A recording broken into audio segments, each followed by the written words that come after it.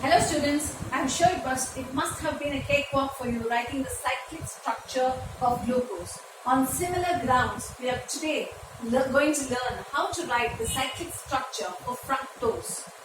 Glucose has had an aldehyde group as a functional group. Fructose is also an open chain 6 carbon atom open chain linear structure 1, 2, 3, 4, 5 and 6. But the functional group in fructose is a ketonic group which is represented in the second carbon atom like this. So let me fill up the rest of the structures. CH2OH.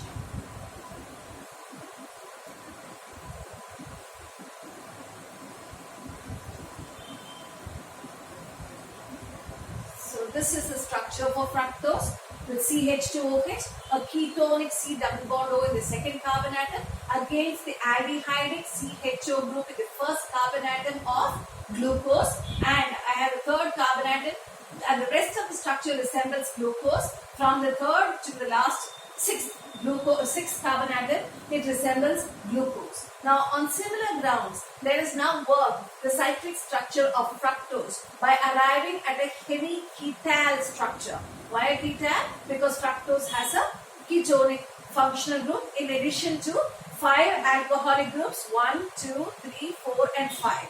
So now let us go about saying that the fifth carbon atom, like in glucose, would become a nucleophile. The oxygen atom becomes a nucleophile. It would like to form a bond not with the first carbon atom as in glucose, but with the second carbon atom of glucose. So let me modify the structure a little bit and write it to my convenience as CH2OH. This is the first carbon atom CH2OH that I have represented on the left side.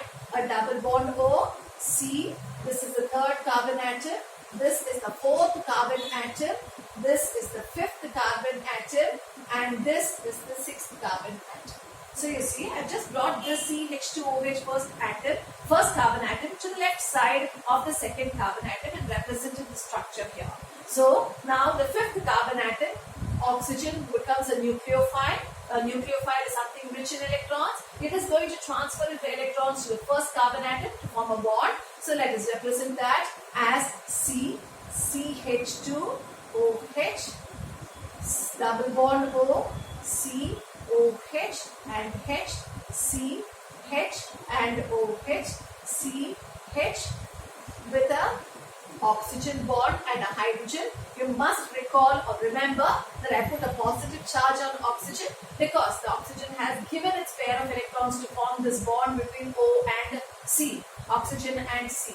Now if you count the number of number of valencies of carbon, 1, 2, 3, 4, 5, you know valency of carbon is only 4. So I shift one of these bonds down here. So I get the next structure which is H, O plus C, H, single bond O minus, C, OH and H, C, H and OH, C, H, and this link together.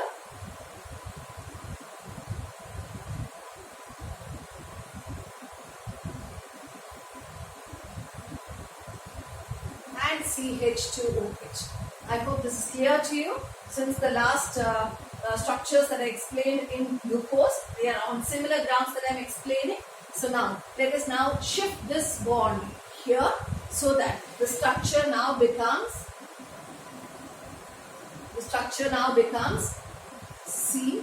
CH2OH, OH, COH and H, C, 1, 2, 3, 4, fifth carbon atom forming a what bond with this carbon? An oxide bond, which is also called as a glycosidic linkage, CH2OH. So this I call as the hemi-ketal structure. So now you see that in the second carbon atom, CH2OH is on the left side and OH is on the right side. And therefore, I call this structure as alpha D fructose you know that how to write the beta D fructose structure. The beta D fructose structure is written as CH2OH on the right side, OH on the left side, COH, H, CH, OH, CH with an oxide bond with this carbon and CH2OH. So once again, this is an open chain structure of fructose having 6 carbon atoms with a ketonic group in the second carbon atom and 5 OH groups present all together. So I have written this open chain structure of glucose. So you know that the 5th carbon atom OH group becomes a nucleophile. O wants to form a bond with this first carbon atom. So it gives its electrons to the first carbon atom. So I have modified the structure and written as the first carbon atom attached to the second on the left side. CH2OH is on the left side of the second carbon atom. On the right side I have represented the ketone group double bond O. Then the rest of the structure resembles glucose. Now in the third structure that I have represented here, O is involved in forming a bond with the first carbon atom, the O of the 5th carbon.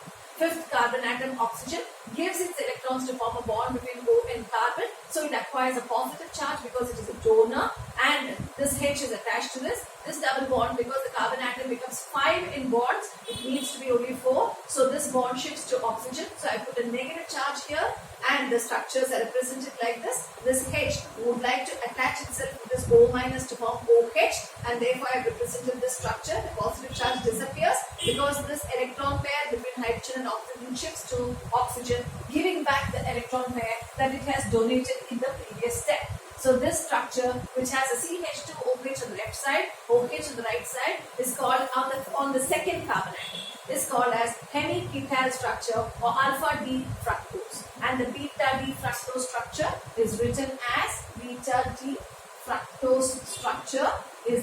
as OH on the left side of the second carbon atom, CH2OH on the right side of the second carbon.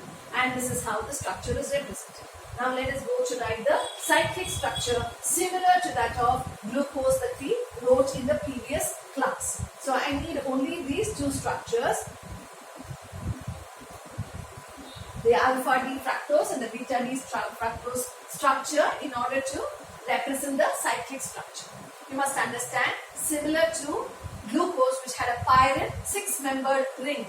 The difference here in fructose is it resembles furan, which is a 5-membered ring. Furan, so there are two structures that I can write out of furan. One is the alpha D, the other is the beta D. How do I represent this? Fructo. Yes, O-S-E. And in the center, I insert a furan. So there are two structures of the hemiacetal form that I can write in terms of the 5-membered cyclic structure for fructose. It resembles furan. The first structure is called alpha D fructofuranose. The second structure is called beta D fructofuranose. We follow the same principle as we have done in writing the glucose cyclic structures. The right hand side groups are at the bottom, the left hand side groups are on top, and I modified the 5th and the 6th carbon atoms by making 2 interconversions so that CH2OH lies on the left side, H on the right side. So let us go about writing the furan structure. This is the structure for furan, which is a 5-membered structure. This is the 5-membered structure for furan. So I have the first carbon atom and the second carbon atom. If you look at alpha D fructose, I have on the left side CH2OH. So I write the left hand structure on top and the right hand structure OH below. For this carbon atom, the OH on top, H2. For the third one, this is H on top, OH. And for this, I have to write CH2OH on top and H2.